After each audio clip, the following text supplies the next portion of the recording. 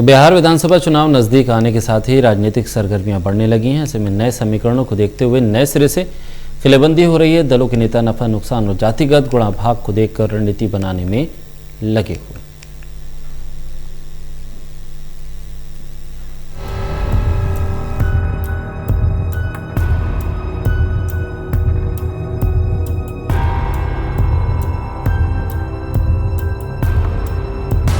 बिहार विधानसभा चुनाव 2020 में एनडीए खेमे में भी सब कुछ सामान्य नहीं दिख रहा।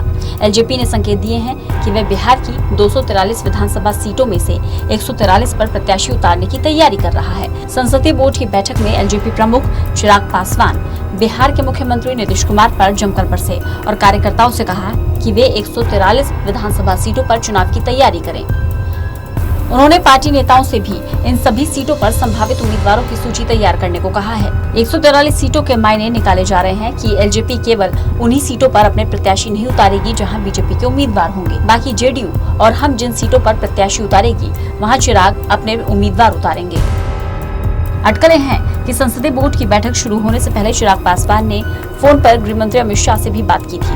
हालांकि दोनों पक्षों में से किसी ने इसकी पुष्टि नहीं की है। बैठक में राज्य में गठबंधन को लेकर आगे निर्णय के लिए राज्य संसदीय बोर्ड के सदस्यों ने चिराग पासवान को अधिकृत कर दिया है।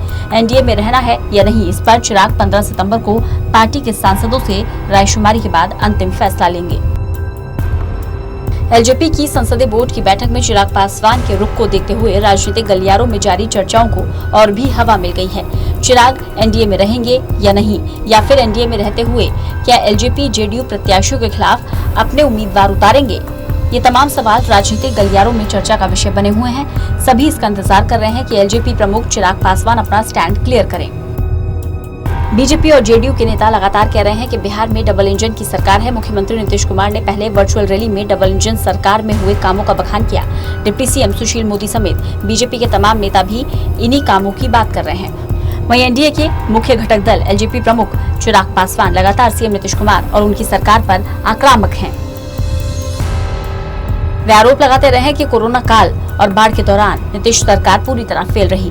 कोरोना और बाढ़ के कारण आम लोगों में नीतीश कुमार के प्रति काफी आक्रोश है। ऐसे में उनके नेतृत्व में चुनाव लड़ने पर पार्टी को नुकसान होगा।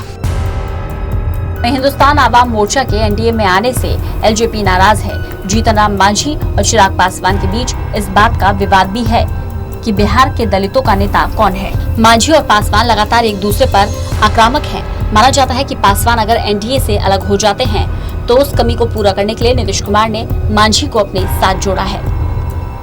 एनडीए में आते ही मांझी पत्रकारों से बातचीत में चिराग पासवान और रामविलास पासवान पर हमला भी कर चुके हैं। उठापटक का यह सिलसिला अभी और जारी रहेगा क्योंकि राज्य में अगले कुछ ही दिनों में चुनाव होने हैं। Special desk, total news.